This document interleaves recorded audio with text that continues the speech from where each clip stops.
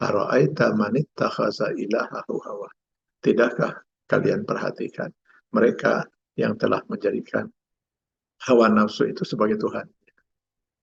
Dia siap melanggar aturan Allah itu. Dia siap untuk menentang Allah demi untuk mengikuti hawa nafsu. Nah, ini yang berbahaya betul itu kalau sudah sampai menjadikan hawa nafsu itu sebagai Tuhan. Jadi ini faktor faktor intern. Jadi sebenarnya setiap manusia itu tanpa ada faktor ekstern, dia sudah berpotensi untuk bisa sesat. Untuk bisa sesat itu. Kenapa? Karena memang kecenderungan untuk sesat itu ada pada diri setiap manusia. Dan itu tidak akan pernah hilang sampai dengan dia meninggal dunia.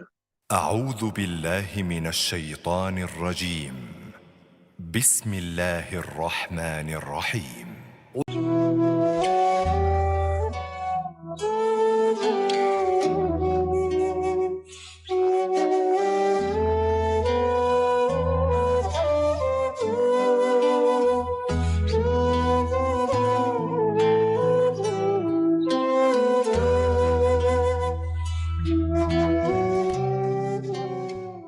Bismillahirrahmanirrahim. Assalamualaikum warahmatullahi wabarakatuh.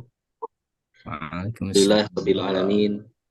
Alladzi khalaqal mauta wal hayata liyabluwakum ayyukum ahsanu amala wa huwal azizul ghafur. Asyhadu an la ilaha illallah wa asyhadu anna Muhammadar Rasulullah. Allahumma shalli ala sayyidina Muhammad wa ala ali sayyidina Muhammad. Allahumma nawwir qulubana bi nuril hidayatik kama nawwartal arda bi nuri syamsik abadan abada. Alhamdulillah puji dan syukur senantiasa kita panjatkan pada Allah Subhanahu wa taala atas segala limpahan nikmat dan karunia yang sampai dengan saat ini Allah alhamdulillah masih terus mencurahkan segala nikmat kepada kita semua, terutama nikmat yang paling besar dalam hidup kita yaitu nikmat iman dan nikmat Islam. Alhamdulillah berbagai banyak nikmat yang lainnya yang salah satunya alhamdulillah kita mensyukuri tentunya pada Allah Subhanahu wa taala kita masih dimudahkan untuk senantiasa terus menuntut ilmu, untuk senantiasa terus beribadah kepadanya. Dan salah satunya ada kegiatan yang dilaksanakan pada malam hari ini. Allah masih memudahkan kita untuk bergabung, terus belajar, terus mengkaji ilmu bersama guru kita, Bapak Ustadz Kiai Haji Adnan Ali. Terima kasih Ustadz.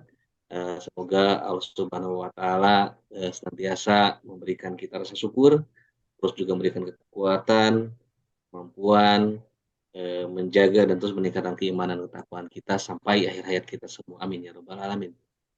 Salawat dan salam semoga senantiasa terlimpah tercurah pada junjungan kita yang mulia Nabi besar Muhammad Sallallahu Alaihi Wasallam.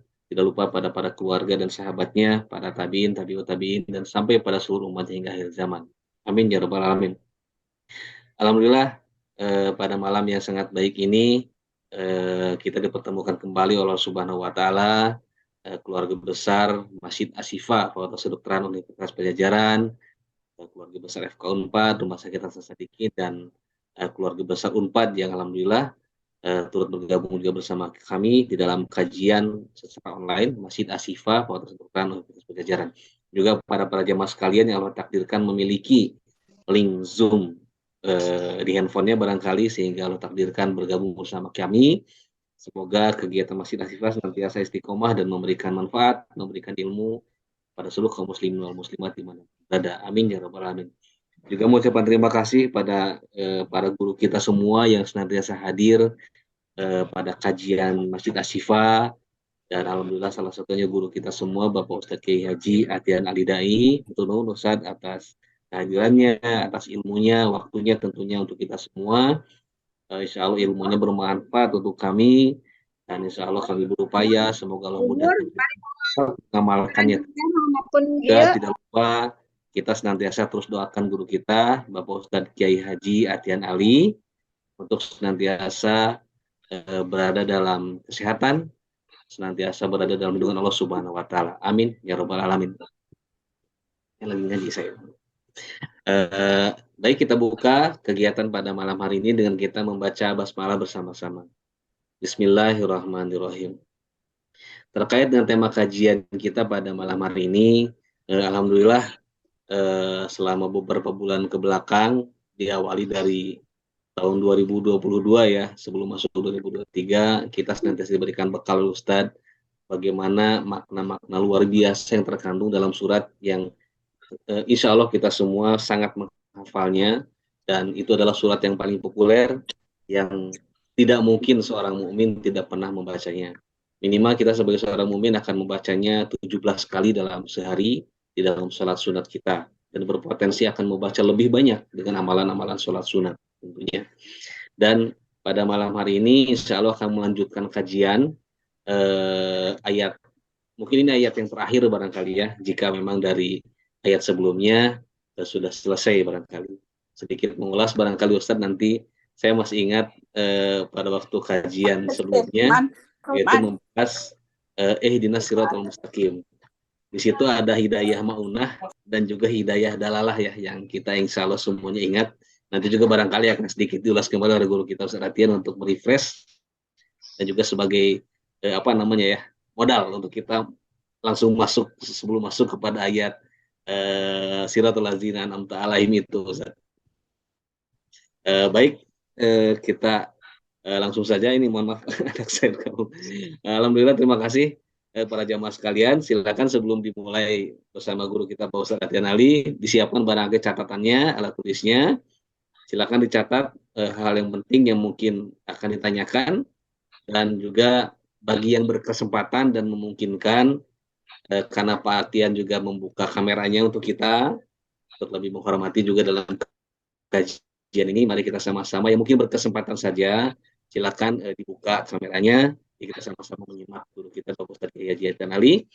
Dan juga jika ada pertanyaan, silakan untuk menanyakan nanti di saat Pak Ustadz telah selesai menyampaikan paparan. Karena dikhawatirkan ketika kita sibuk menulis pertanyaan, di paparan oleh Ustadz mungkin tidak disimak dengan, mungkin ada yang kelewat nantinya. Baik, langsung saja pada guru kita Bapak Ustadz Kiai Haji Atian Ali, waktu dan medianya kami persilakan. Baik, terima kasih. Bismillahirrahmanirrahim. Assalamualaikum warahmatullahi wabarakatuh. Alhamdulillahillazi khalaqal mauta wal hayata liyabluwakum ayyukum ahsanu amala. Asyhadu an la ilaha illallah wahdahu la syarikalah wa asyhadu anna Muhammadan abduhu wa rasuluh. Allahumma shalli wa sallim ala rasulina al-karim Muhammad sallallahu alaihi wasallam wa ala alihi wa ashabihi wa man tabi'ahu bi ihsanin ila yaumiddin, amma ba'du. Bapak-bapak yang saya hormati dan insya Allah dimuliakan Allah Subhanahu wa Ta'ala, puji syukur tentu saja tidak pernah henti-hentinya kita panjatkan kehadirat Allah Subhanahu wa Ta'ala, karena tidak henti-hentinya pula Allah melimpahkan rahmat karunia, inayah, taufik dan hidayahnya pada kita sekalian.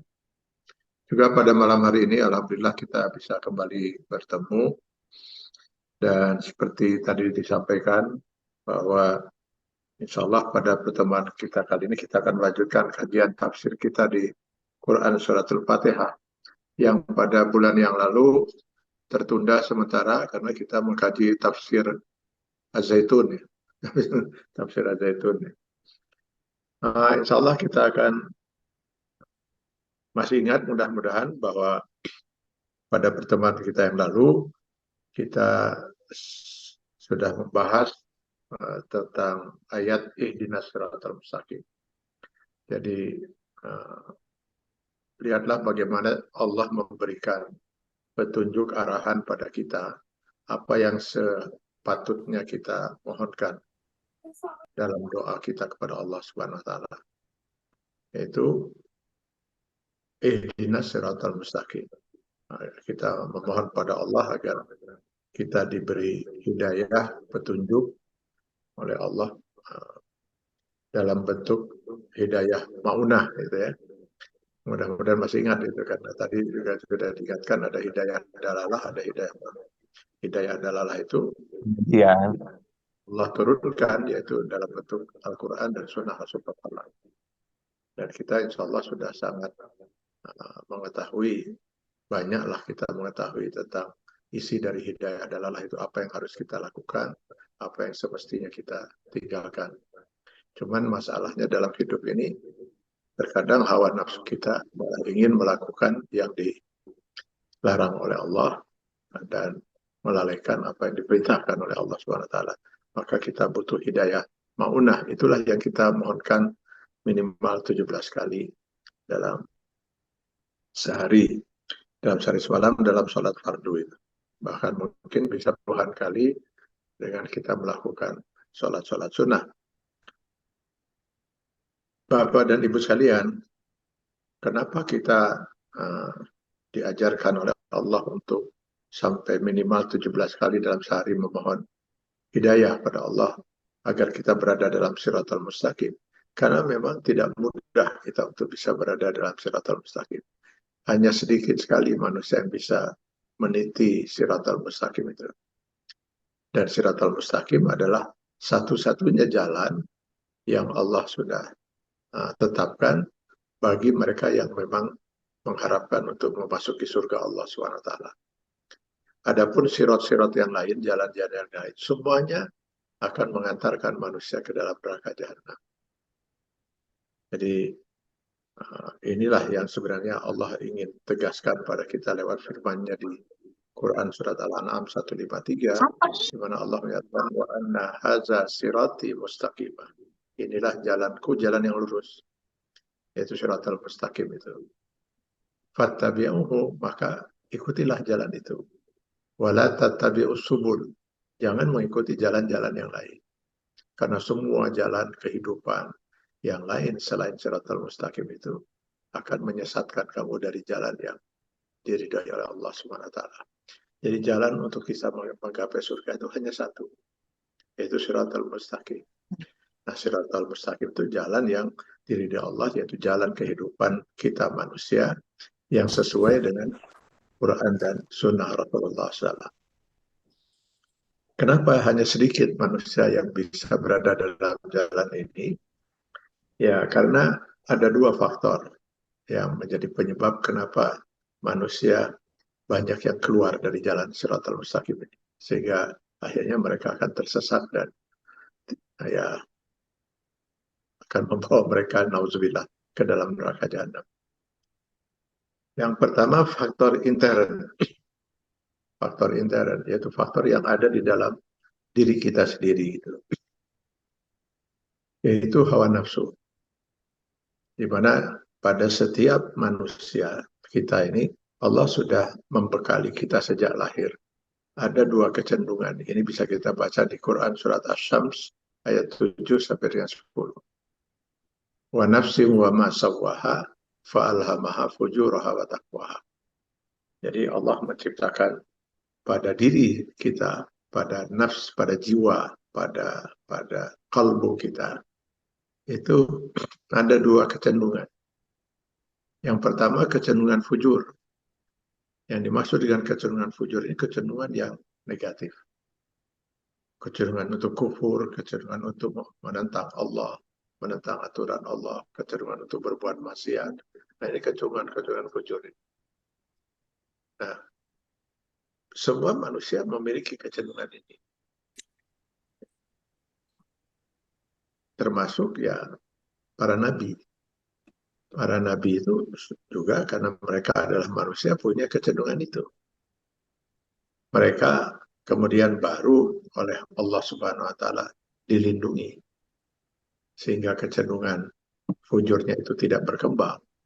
Yaitu dengan cara dimaksud. Jadi artinya dilindungi oleh Allah Subhanahu wa taala sehingga kecenderungan fujurnya itu setelah mereka diangkat menjadi nabi dan atau menjadi Rasulullah itu kecenderungan itu tidak bisa berkembang. Nah, sebelum mereka diangkat menjadi nabi, kecenderungan itu tetap ada dalam diri mereka. Kita ambil contoh misalnya Nabi Adam. Ketika Nabi Adam itu baru berstatus manusia pertama, belum menjadi nabi. Nah, kecenderungan itu jelas muncul, Pak. Dan itulah yang dimanfaatkan oleh iblis untuk menyesatkan Adam. Lewat bisikannya itu ya. Bisa kita baca di Quran surat Toha 120. Qala ya Adam hal adulluka ala sajaratil khuldi wa mulkil la yabla. Wahai Adam, maukah kau saya tunjukkan sebuah pohon di mana kalau kamu memakan buah dari pohon itu kamu akan mendapatkan kekekalan. Karena itulah buah itu dikenal dengan buah khuldi, buah kekekalan. dan kamu akan mendapatkan kekuasaan dan harta yang berlimpah ruah. Nah, ini sudah menjadi kecenderungan manusia gitu ya. Kalau kita lihat di Quran surah Ali Imran ayat 14, memang manusia oleh Allah diciptakan memiliki kecenderungan untuk mencintai hal-hal yang bersifat duniawi seperti zuyina linnasi hubbus syahwat, mencintai syahwat dalam bentuk mencintai wanita, dan nisa wal bani, keturunan, wal qanatiril muqantarati minaz zahabi wal fiddati wal khairil musawwamati wal an'am wal hars. Jadi kecenderungan untuk mencintai dunia ini memang ada pada diri setiap manusia. Nah, sebenarnya itu positif. Positif supaya manusia itu mau menjalani kehidupan ini dengan hawa nafsunya itu. Makanya Imam Al-Ghazali sempat menyatakan, inna nafsa khuliqat li faidatin. Hawa nafsu itu diciptakan oleh Allah adalah untuk kemaslahatan manusia. Lo in kata sahwatut ta'am lahalakal insan. Seandainya manusia tidak punya hawa nafsu makan, hawa nafsu minum, manusia tidak mungkin bisa bertahan hidup. Lo in kata asahwatul jima. Seandainya manusia tidak punya hawa nafsu kecenderungan untuk memenuhi kebutuhan biologis, keturunan manusia akan punah. Lau in kata al-ghadab bil kuliah, seandainya manusia tidak punya hawa nafsu marah, dia bisa binasa. Gitu. Jadi hawa nafsu itu oleh Allah diciptakan untuk kemaslahatan manusia. Dia akan menjadi positif, hawa nafsu itu akan baik, akan bagi kehidupan manusia, dan jika hawa nafsu itu dipenuhi oleh manusia sesuai dengan petunjuk Quran dan Sunnah. Nah, setan pada waktu itu mencoba memanfaatkan itu dengan membujuk Adam untuk melanggar aturan Allah. Nah, itu kekeliruannya itu. Jadi kalau seorang ingin kaya, tidak ada salahnya, silakan aja kaya. Asal kaya dengan jalan yang diridhoi oleh Allah Subhanahu wa taala. Orang mau punya jabatan, mau punya kekuasaan, silakan saja. Asal dia bisa memperolehnya dengan cara yang diridhoi oleh Allah sesuai dengan Quran dan Sunnah. Tetapi kemudian menghalalkan segala macam cara, nah itu yang tidak benar. Gitu. Nah, iblis mencoba memanfaatkan kecenderungan itu untuk fujurnya yang muncul, gitu, kecenderungan fujurnya, yaitu dengan keinginan untuk kekal, keinginan untuk kaya, keinginan untuk berkuasa, tapi dengan melanggar aturan Allah, memakan pokok di. Nah, itu kekeliruan. Maka Adam pun kemudian melakukan pelanggaran itu, dan tidak lama kemudian beliau pun dengan siti hawa langsung bertobat pada Allah setelah menyadari kesalahan. Jadi selama seorang nabi itu belum diangkat menjadi nabi, dia tetap seperti kita manusia biasa. Tapi begitu mereka diangkat menjadi nabi dan rasul, Allah langsung melindungi mereka, dimaksum istilahnya, agar kecenderungan fujurnya itu tidak muncul. Sehingga yang muncul ada kecenderungan yang kedua, kecenderungan takwa. Jadi kecenderungan inilah yang akan mengeluarkan manusia dari siratal mustaqim. Ada yang keluar dari siratal mustaqim karena memang dia tidak bisa menerima kayak petunjuk Allah dalam Quran dan Sunnah itu. Sehingga dia keluar dari siratal mustaqim karena dia tidak yakin bahwa dia harus berada dalam siratal mustaqim. Maka keluarnya dia dari siratal mustaqim itu sudah kafir. Gitu. Ada juga yang keluar dari siratal mustaqim bukan karena tidak yakin, dia yakin. Dia yakin dengan kebenaran Al-Quran dan Sunnah Rasulullah SAW. Cuman dia malas melaksanakan yang diperintahkan, atau juga dia malah melakukan yang diharapkan. Nah, kalau itu keluar juga, dia tersesat juga dia dari siratal mustaqim. Ya. Tetapi dalam pengertian dosa. Jadi yang keluar dari siratal mustaqim itu hanya dua, kafir atau dosa. Nah, jadi kedua-duanya itu berpeluang untuk kembali lagi ke siratal mustaqim selama belum sakratul maut. Dia masih punya peluang untuk kembali ke siratal mustaqim. Kembalinya mereka yang keluar dari siratal mustaqim untuk kembali ke siratal mustaqim, nah itu yang disebut dengan taubat. Taubat itu adalah Makanya didefinisikan oleh para ulama, taubat itu ar-ruju' ilal haq, kembalinya seorang manusia ke jalan yang benar, ke jalan siratal mustaqim.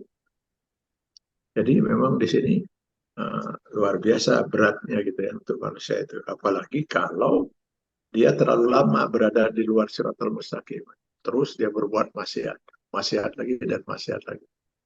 Setiap maksiat itu dilakukan, dia akan membuat nuktah hitam. Nuktah hitam di dalam belahan yang satu lagi, yaitu belahan yang takwa, belahan yang kecenderungan yang satu lagi. Kecenderungan takwa itu adalah kecenderungan yang positif semua, kecenderungan untuk beriman, kecenderungan untuk beramal soleh. Jadi setiap manusia itu diciptakan oleh Allah, dilahirkan ke alam dunia ini dengan dua kecenderungan itu, kecenderungan untuk fujur dan kecenderungan untuk takwa. Dengan seimbang, gitu, 50-50 gitu. Nggak ada manusia diciptakan oleh Allah kecenderungan sejak lahirnya itu kecenderungan untuk fujurnya lebih kuat daripada kecenderungan takwanya atau sebaliknya. Itu 50-50. Lalu kita disuruh berjuang per detik dalam hidup ini sejak akil balik sampai sakratul maut, kita berjuang bagaimana kita bisa mengembangkan kecenderungan takwa kita dan menahan agar kecenderungan fujur itu tidak berkembang. Maka qad aflaha man zakkaha, sungguh berbahagialah, sungguh akan selamatlah mereka yang berhasil mengembangkan kecenderungan takwanya dan menahan kecenderungan fujurnya. Sebaliknya, waqad khaba man dasaha, sungguh hancurlah, binasalah orang yang kemudian bahkan yang mengembangkan kecenderungan fujurnya itu. Jadi ini pertarungan kita hidup itu sebenarnya seperti itu setiap detik. Setiap detik kita akan menjalani kehidupan bertarung dan siapa yang menang. Dan kebanyakan manusia kalah sehingga keluar dari siratal mustaqim. Sehingga kata Al-Quran hanya sedikit sekali yang selamat dari siratal mustaqim untuk memasuki surga Allah. Kebanyakan manusia itu akan menjadi penghuni neraka jahanam. Walaqad zara'na li jahannam katsiran minal jinni wal insi. Jadi Al-A'raf 179. Jadi inilah pertarungan yang akan terus kita ingat, betapa luar biasa beratnya. Betapa luar biasa beratnya. Karena itulah Allah kemudian membimbing kita untuk minimal 17 kali dalam sehari itu kita berdoa ihdinas siratal mustaqim, ihdinas siratal mustaqim, supaya kita tetap istiqomah di siratal mustaqim itu, tidak sampai keluar dari garis itu. Walaupun saya yakin kita pernah keluar, kita masing-masing ini pernah keluar, pernah sesat gitu. Kapan kita berbuat maksiat, artinya apakah maksiat itu kita melalaikan perintah Allah atau melakukan yang dilarang oleh Allah, kita sudah keluar dari siratal mustaqim. Nah, kalau dia terlalu lama berada di luar, maka dia akan dari maksiat ke maksiat maksud saya, sehingga si kecenderungan untuk takwanya itu dia akan ada nuktah hitam. Setiap kali maksiat dilakukan bertambah nuktah hitam itu, maka semakin sering nuktah hitam itu semakin banyak. Nah, kalau sudah sangat terlalu banyak, dia sudah hitam pelakat itu. Nah, kalau sudah seperti itu, Al-Quran mengistilahkannya dengan rona. Boleh dibaca di Quran surat Al-Mutaffifin ayat 14. Kalla bal rona ala qulubihim ma kanu yaksibun. Jadi si hati itu sudah gelap, Pak. Hati yang sebelahnya lagi yang kecenderungan yang baik itu sudah tertutup oleh nukta-nukta hitam itu yang akhirnya menjadi hitam, sehingga sangat sulit sekali untuk menerima hidayah dari Allah Subhanahu wa taala. Kecil kemungkinan kalau orang seperti itu akan taubat. Dia akan terus saja berada di luar siratal mustaqim. Nah, ini beratnya itu ya. Kalau dia sudah rona. Oleh karena itulah kenapa Rasulullah SAW mengajarkan dengan memberi contoh, beliau itu beristighfar dalam sehari itu, dalam hadis antara 70 sampai 100 kali. Beliau beristighfar itu. Padahal beliau mustahil melakukan dosa. Gitu. Tapi memberi contoh kepada kita seperti itu. Artinya, setiap kali kita berbuat dosa, kita harus segera memohon ampun. Jangan menunda. Maka di Al-Imran 133 Allah menyatakan wasari'u ila maghfiratin min rabbikum, segera Karena Allah Subhanahu wa taala itu zat yang bukan hanya saja maha pengampun, tapi juga maha penghapus dosa. Allahumma innaka afuwwun karim. Afun itu menghapus. Jadi setiap kali ada nuktah hitam, segera hapus. Segera hapus. Kalau tidak, nanti numpuk si nuktah-nuktah hitam itu. Akhirnya sudah betul-betul jadi gelap, sudah rona. Nah kalau sudah seperti itu, akan sulit sekali seorang untuk mendapat hidayah lagi dari Allah SWT. Sinar hidayah itu sudah susah sekali untuk nembus itu. Apalagi kalau hawa nafsu itu sudah menjadi Tuhannya. Wah, itu sudah lebih repot lagi. Artinya, dia menentang Allah Subhanahu wa taala karena aturan Allah itu tidak sejalan dengan hawa nafsu dia. Dia hanya mau mengikuti aturan Allah kalau itu sejalan dengan hawa nafsunya. Jadi siapa Tuhan dia? Ya hawa nafsunya. Hawa nafsunya. Jadi Allah dia singkirkan itu, aturan Allah dia tinggalkan. Dia hanya akan mengikuti aturan atau menjalani kehidupan yang sesuai dengan hawa nafsu dia. Jadi kalau gitu siapa Tuhannya? Hawa nafsu. Ini yang Allah ingatkan di antaranya di Quran surat Al-Furqan ayat 43, Al-Jasiyah ayat 23. Ara'aita man ittakhaza ilahahu hawa. Tidakkah kalian perhatikan mereka yang telah menjadikan hawa nafsu itu sebagai Tuhan? Dia siap melanggar aturan Allah itu. Dia siap untuk menentang Allah demi untuk mengikuti hawa nafsu. Nah ini yang berbahaya betul itu kalau sudah sampai menjadikan hawa nafsu itu sebagai Tuhan. Jadi ini faktor intern. Jadi sebenarnya setiap manusia itu tanpa ada faktor ekstern, dia sudah berpotensi untuk bisa sesat.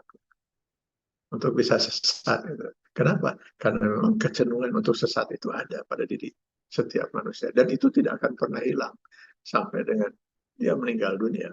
Tidak akan pernah bisa hilang, tetap itu ada. Gak usah repot-repot kita menanyakan atau meneliti pada diri orang lain. Tolong tanyakan pada diri kita sendiri. Adakah kecenderungan kita untuk kafir? Adakah kecenderungan kita untuk maksiat? Yakin ada, Pak. Yakin. Cuman alhamdulillah mudah-mudahan selama ini kecenderungan itu bisa kita tahan untuk tidak muncul itu. Yang kita munculkan adalah kecenderungan takwa. Tapi bukan berarti tidak. Karena itu jangan kaget kata Rasulullah SAW. Ada manusia yang selama hidupnya itu kafir gitu. Jadi yang muncul ada kecenderungan fujurnya saja, kafir ya. Sehingga jarak antara dia dengan neraka itu tinggal satu jengkal lagi kata Rasulullah. Tiba-tiba dia mendapat hidayah. Gitu. Tapi bukan tiba-tiba ya. Hidayah itu nggak pernah Allah berikan kepada orang tanpa dia ada usaha. Mungkin sebelumnya dia sudah ada usaha, kaji atau apa, mempelajari atau bertanya dan sebagainya. Tapi barulah dia betul-betul dapat hidayah itu di penghujung akhir hayatnya. Gitu. Lalu dia masuk Islam. Nah, 1-2 hari kemudian dia meninggal dunia. Surga begini. Hapuslah seluruh kekufuran selama sekian puluh tahun. Itu sangat mungkin. Kenapa? Karena kecenderungan takwa itu ada dalam diri dia, tapi tidak pernah muncul. Yang muncul selama sekian puluh tahun itu hanya kecenderungan fujurnya aja. Nah sebaliknya, ada kata Rasulullah, orang yang luar biasa soleh seumur hidupnya. Nah, dia yang munculnya itu kecenderungan takwanya. Tapi sehingga kata Rasulullah, antara dia dengan surga itu tinggal satu jengkal lagi. Gitu. Tiba-tiba entah iblis dari mana yang menggoda dia. Gitu. Tiba-tiba dia tergoda, lalu keluar dari Islam, murtad. Murtad dia. Nah, lalu kemudian 1-2 hari kemudian dia meninggal dunia. Maka kekalah dia di dalam neraka jahanam. Jadi kita semua masing-masing kita itu punya potensi untuk nauzubillah, untuk kufur, untuk maksiat setiap saat. Karena itulah kita punya kewajiban untuk menjaga itu. Karena ihdinas siratal mustaqim akan menjadi sia-sia kalau itu hanya merupakan doa tanpa ada upaya dan usaha kita untuk terus kita menjaga agar kita berada dalam siratal mustaqim. Dan ini tentu akan berat sekali. Makanya Allah menyatakan dalam surat Al-Asr bahwa dengan bermodal iman dan amal soleh saja, nggak mungkin manusia bisa selamat. Karena sangat mungkin saja suatu saat muncul kecenderungan fujurnya yang bisa menyesatkan dia. Karena itu dibutuhkan dalam kehidupan kita itu watawasau bil haq, watawasau bis sabr. Kita saling ingat mengingatkan dalam kebenaran. Sehingga ketika istri misalnya kebetulan sedang datang malas ibadah, suamilah yang mengingatkan. Ketika suami sudah susah sekali diajak tahajud, misalnya, istrilah yang kemudian terus mengingatkan itu. Ketika anak sedang lalai melaksanakan kewajiban, orang tua harus menasihati.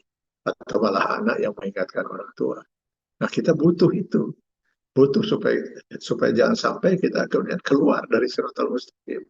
Harus ada orang di sekeliling kita yang mencintai kita, yang tidak akan pernah membiarkan kita keluar dari siratal mustaqim. Orang-orang itulah orang yang paling mencintai kita ya, dan sepatutnya untuk kita cintai. Karena mereka tidak ingin kita tersesat. Itu dalam kehidupan. Jadi ibu-ibu, maaf ini ya, jangan mengeluh kalau suami itu cerewet. Malah harusnya sujud syukur kalau suami itu cerewet jadi jalan yang benar. Yang selalu mengingatkan tawasabil haq. Bapak-bapak juga jangan mengeluh kalau punya istri cerewet dalam kebenaran, dalam tawasabil haq. Harusnya sujud syukur kita. Kita menemukan pasangan hidup yang ideal itu, yang tidak pernah rela kita keluar dari siratal mustaqim. Itu yang kita harapkan. Karena tanpa itu kita akan rugi, pasti kita akan celaka. Yang menyatakan itu Allah Subhanahu wa taala. Innal insana lafi khusrin illa allazina amanu wa amilus shalihat wa tawassaw bil haqq wa tawassaw bis sabr. Jadi tanpa pengaruh dari luar sekalipun manusia itu sudah berpotensi untuk bisa sesat karena ada kecenderungan fujur di dalam diri dia. Nah, lebih besar lagi kemungkinan manusia tersesat. Dan kenapa lebih banyak yang tersesat? Karena ada faktor yang kedua, faktor eksternal. Pengaruh dari luar. Yang juga ingin menghidupkan si kecenderungan fujur itu. Nah, itulah yang kemudian disebut dengan bisikan setan itu. Nah, itulah kenapa kita dulu pernah membahas 2 kali pertemuan itu ya tentang iblis itu, tentang tafsir ta'awuz billahi minasyaitonir rajim. Karena memang berat sekali gitu ya.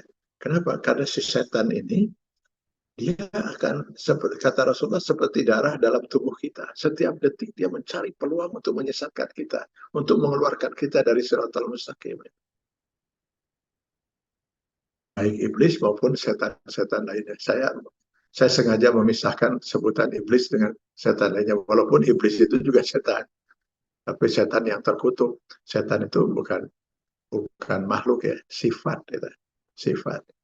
Nah, si iblis ini dia sudah bertekad dan semua setan itu pasti bertekad untuk mengeluarkan manusia dari siratal mustaqim. Karena itu nanti kalau kita lihat di dalam Quran surat Al-A'raf ayat 16 itu iblis mbahnya setan ini ketika sudah diberi oleh Allah kesempatan untuk mendampingi manusia dalam hidup sampai selama hidup di alam dunia, dia segera menyatakan tekadnya, summa la'aqudanna lahum siratakal mustaqim. Kesempatan ini kata iblis saya akan pergunakan untuk menyertai manusia di saat mereka itu sedang berada dalam siratal mustaqim. Kenapa mereka berada dalam siratal mustaqim? Ya ingin mengeluarkan orang-orang yang ada dalam siratal mustaqim itu keluar gitu. Keluar ya. Karena itu kalau mau cari iblis, mau cari setan, carilah di jalan siratal mustaqim. Di situlah ada iblis setan. Dari rumah ke masjid, itu dari rumah ke kantor. Selama itu ada di jalan yang dirot, di situ banyak iblis. Dan saya yakin setan paling banyak itu ada di masjid. Di masjid itu paling banyak itu setan. Kadang-kadang orang malah salah menduga, mengira bahwa setan itu banyaknya di nightclub. Malah terbalik, di nightclub itu tidak ada setan. Untuk apa lagi ada setan di sana? Karena semua yang ada di sana sudah pada jadi setan semua. Karena setan itu sifat. Setiap kecenderungan yang tidak baik, tidak benar, itu sifat setan. Jadi kalau boleh saya bertanya, Bapak Ibu pernah nggak jadi setan? Kalau saya pernah. Ketika saya misalnya melanggar sekecil apapun aturan Allah, saya sudah mewarisi sifat setan pada waktu itu. Gitu. Makanya dulu saya punya teman itu mengatakan, Aduh, saya kata seumur hidup belum pernah katanya melihat setan. Saya bilang mungkin yang Anda maksud itu setan dalam bentuk jin. Padahal setan itu ada dalam bentuk jin, ada dalam bentuk manusia. Allazi waswisu fi sudurin nas minal jinnati wan nas. Sayatinul jin wa insi wal jin, ya, jin wal ins. Sayatinul jin wal ins. Setan dalam bentuk jin dan manusia. Mungkin yang belum Anda lihat itu setan dalam bentuk jin.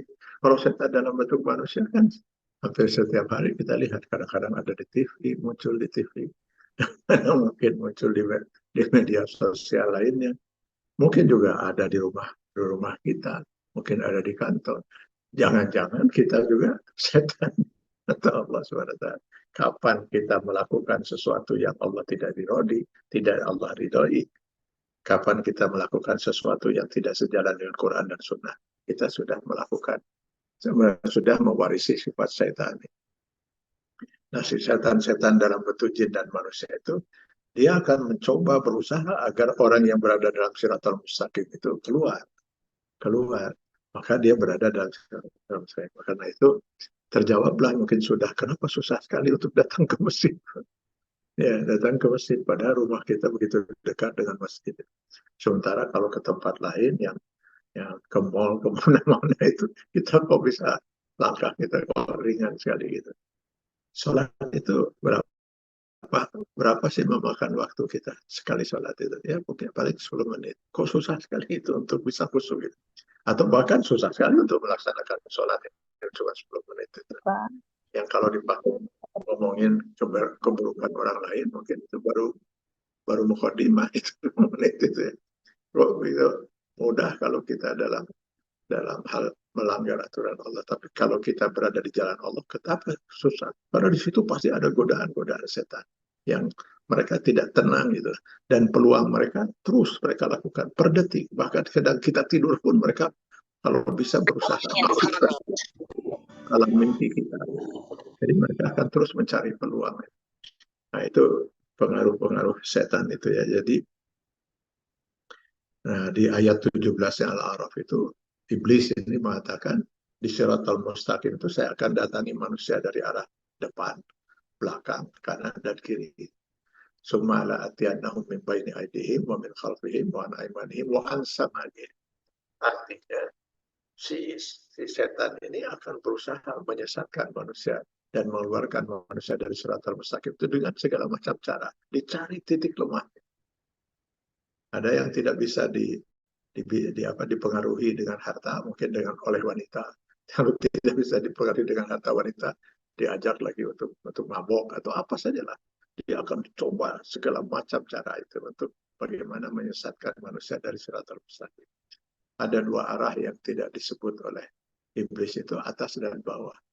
Karena dia sadar betul dari dua arah ini tidak mungkin manusia bisa disesatkan. Gitu. Di atas ketika manusia sedang betul-betul ingat kepada Allah, di arah bawah ketika manusia itu sedang sujud. Pada saat sujud itu manusia sangat dekat sekali dengan Allah. Karena itu akrabu doa inda Allah innama yasjud. Doa yang paling dekat dikabul Allah itu adalah dikala sujud. Nah, barulah setan itu takluk di sana. Tapi kalau manusia itu sudah tidak lagi sedang zikrullah, tidak ingat pada Allah, atau tidak sedang sujud di hadapan Allah, maka peluang untuk setan sangat mudah untuk menyeret manusia keluar dari siratal mustaqim. Jadi inilah ya membuat kita kenapa begitu luar biasa sulit untuk bisa berada dalam siratal mustaqim. Kenapa hanya sedikit sekali manusia yang bisa istiqomah di jalan itu sampai akhir hayatnya itu. Maka mari kita jaga terus keimanan kita dan mari kita terus saling mengingatkan agar kita bisa bertahan di siratal mustaqim sampai akhir hayat kita. Nah, kalau kita sudah bisa sampai bertahan di siratal mustaqim itu, maka kita berhak pula untuk siratal ladzina an'amta alaihim. Jadi kita mohon pada Allah agar kita itu berada dalam sirat orang-orang yang diberikan kenikmatan oleh Allah Subhanahu wa taala. Siapa mereka? An'amta alaihim ini. Ini jawabannya ada pada Quran surat An-Nisa ayat 69. Siratal ladzina an'amta alaihim itu adalah Wa man yuti'illah war rasul. Barang siapa yang benar-benar mentaati Allah dan Rasul, jadi menjalani aturan-aturan Allah yang ada dalam Quran dan hadis-hadis Rasulullah SAW. Faulaika ma'alladzina an'ama Allah. Maka mereka akan bersama dengan orang-orang yang diberikan kenikmatan oleh Allah. Nah, ini an'amta alaihim. Siapa mereka itu? Minan nabiyyin, para nabi, wasiddiqin, para siddiqin, wasyuhada, orang-orang yang mati syahid, gitu ya, wassalihin, dan orang-orang soleh. Jadi an'amta alaihim itu.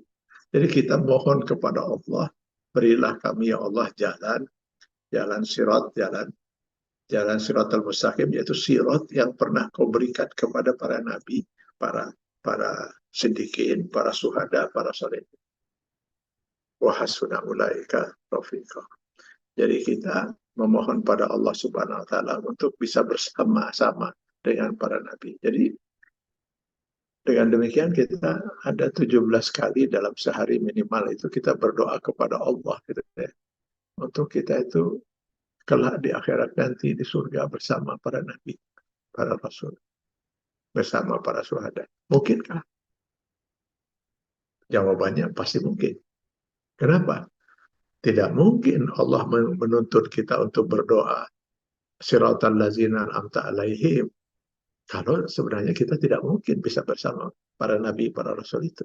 Kita mungkin bersama para nabi, para rasul. Dan ini lebih jelas lagi terjawab kemungkinan itu adalah dari hadis yang diriwayatkan dari Anas bin Malik. Suatu ketika, kata Anas bin Malik, datang seorang Arab Badui, seorang Arab pegunungan. Dia bertanya kepada Rasulullah SAW. Pertanyaan yang sangat sering sekali ditanyakan oleh umat kepada Rasulullah SAW. Yaitu, mata sa'ah, kapan kiamat itu akan terjadi? Rasul sudah berulang-ulang mengingatkan itu kepada para penanya itu bahwa ilmu tentang kiamat, kapan akan terjadi itu, tidak pernah diajarkan oleh Allah kepada siapapun, termasuk Rasulullah. Makanya kalau kita lihat di dalam sebuah hadis yang ada dalam kumpulan hadis Arba'in itu, ketika malaikat Jibril turun, lalu kemudian menguji seberapa jauh Rasulullah sudah memahami ajaran Islam yang diturunkan oleh Allah lewat beliau. Salah satu pertanyaan malaikat Jibril itu, mata saat, kapan kiamat?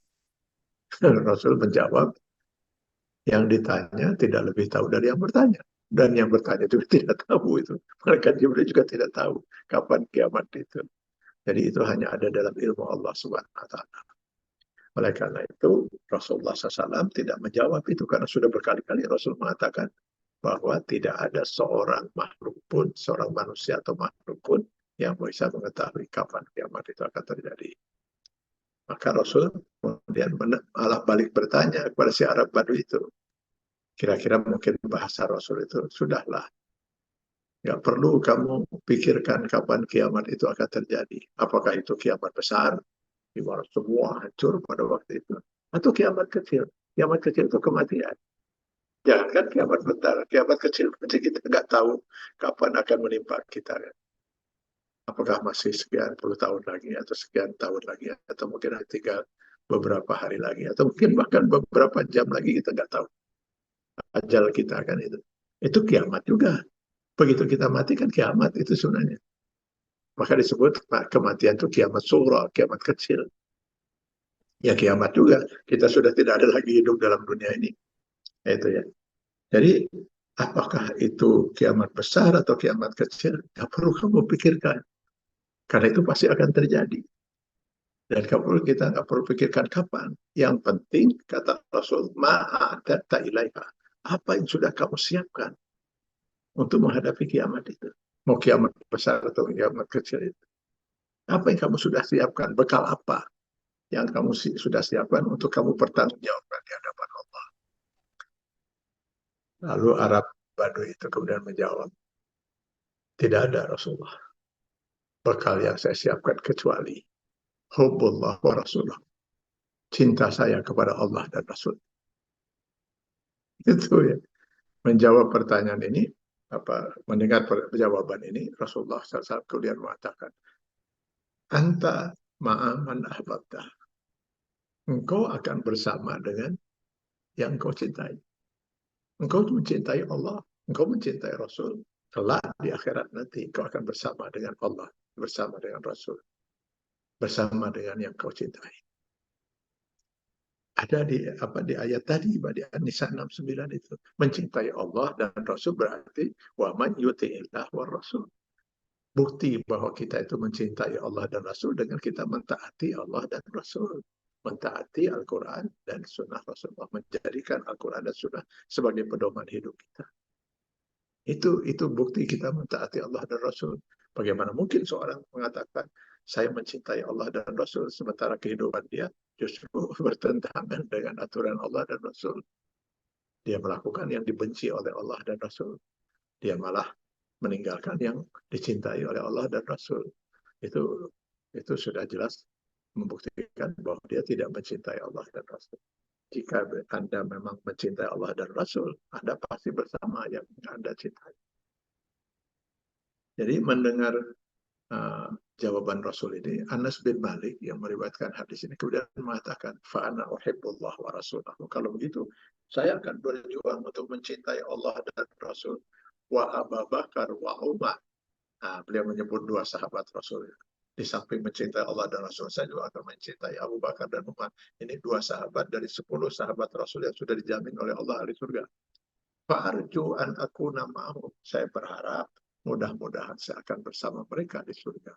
Walau lam amal bi amalin. Walaupun saya tidak mungkin rasanya melakukan amal perbuatan seperti amal perbuatan mereka. Tidak mungkin rasanya saya bisa melakukan amal perbuatan seperti yang dilakukan oleh Rasulullah SAW atau dua sahabat ini. Tetapi bukankah Rasul tadi menjanjikan anta ma'aman ahbabta, engkau di akhirat nanti di surga bersama dengan yang kau cintai. Jadi sekarang gini, Pak. Seorang syahid ini adalah orang yang punya kedudukan sangat mulia sekali di sisi Allah. Sekarang adakah peluang bagi kita untuk syahid? Sementara tidak ada perang kita selama hidup, nggak ada perang misalnya. Nah ini yang seringkali diartikan seolah-olah syahid itu hanya orang yang mati di medan perang. Orang yang berjuang sebenarnya itu juga bisa syahid walaupun dia tidak mati. Pak. Saya ambil satu contoh yang sangat konkret sekali adalah Khalid bin Walid. Khalid bin Walid tentu kita kenal panglima perang Islam itu ya. Dulu dia sempat menjadi panglima perang orang musyrikin di perang Uhud itu. Kalau dia masuk Islam, dia angkat oleh Rasulullah menjadi panglima perang Islam. Tidak ada satu perang pun yang beliau itu absen. Dan selalu terdepan. Selalu ada di paling depan beliau. Ya sebagai panglima, apalagi ketika beliau menjadi seorang panglima. Apa yang terjadi ketika beliau meninggal dunia? Beliau meninggal di atas ranjang. Di atas ranjang beliau meninggal dunia. Nah, beliau kemudian menangis. Gitu. Menangis beliau saat menjelang wafatnya. Seorang kemudian berkata, apakah Rasulullah pernah mengajarkan kamu seperti ini, Khalid? Sedihkah kamu karena mau meninggalkan alam dunia ini? Ada Rasulullah mengajarkan kita seperti ini? Tentu saja tidak, kata Khalid bin Walid. Lalu kenapa Anda menangis? Saya menangis bukan karena itu. Sejak dulu saya sudah siap untuk menghadap Allah. Karena itu tidak ada satu perang pun di mana saya absen. Lalu dibukalah oleh Khalid bajunya. Khalid bin Walid membuka bajunya. Maka mereka pun menyaksikan tidak ada bagian dalam tubuh dia itu yang mulus, Pak. Konon katanya ada 99 bekas luka. Lembing, pedang, panah, segala macam. Tapi beliau juga tidak syahid, tidak gugur dalam perang itu. 99 luka dalam tubuh beliau itu di belakang, di depan, semuanya. Itu yang membuat saya sedih, kata Khalid bin Walid. Saya dulu mendambakan mati syahid.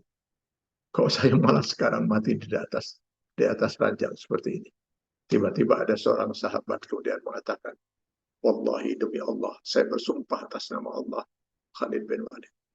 Saya pernah mendengar Rasulullah SAW mengatakan, Khalid bin Walid tidak akan mati di medan perang. Dia akan mati di atas ranjang.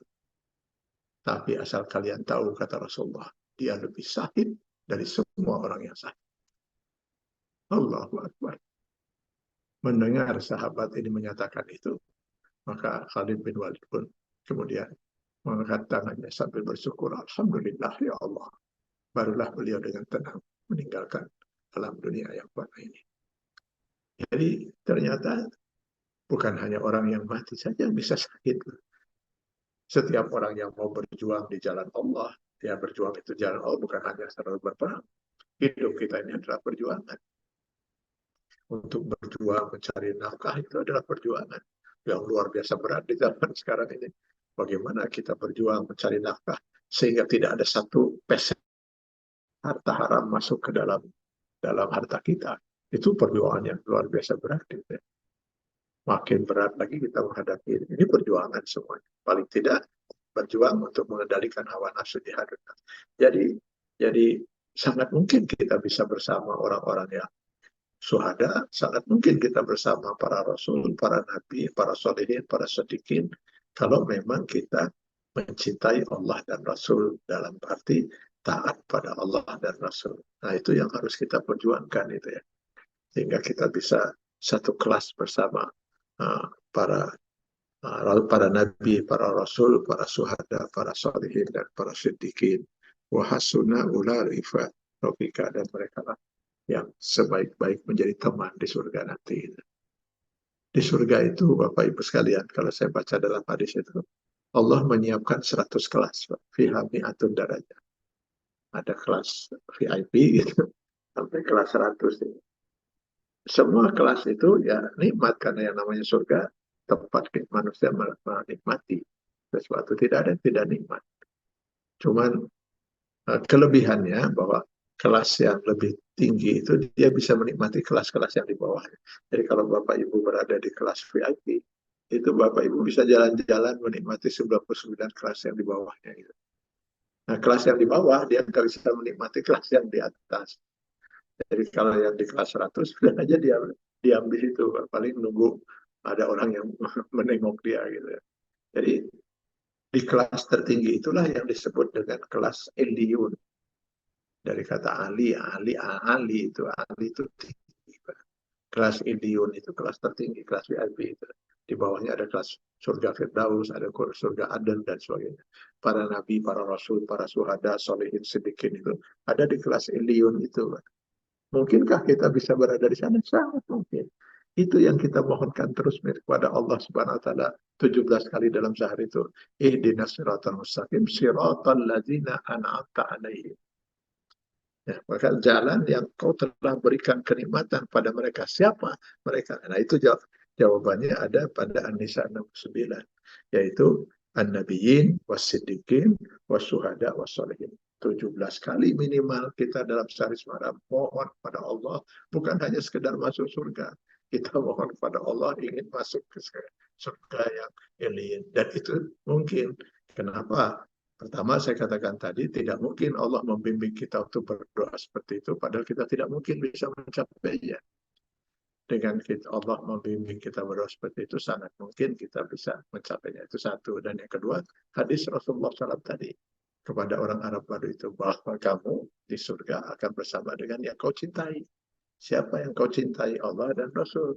Nah, pasti kamu berada di kelas bersama Rasul nanti di kelas di surganya itu. Asal engkau benar-benar mencintai Allah dan Rasul. Bukti mencintai Allah dan Rasul itu yang dinyatakan di awal ayat 69 An-Nisa, wa may yuti'illah war Rasul. Bukti kita mencintai Allah dan Rasul itu kita siap untuk taat melaksanakan aturan dan hukum Allah Subhanahu wa taala yang Allah telah tetapkan dalam Quran dan Sunnah Rasulullah SAW.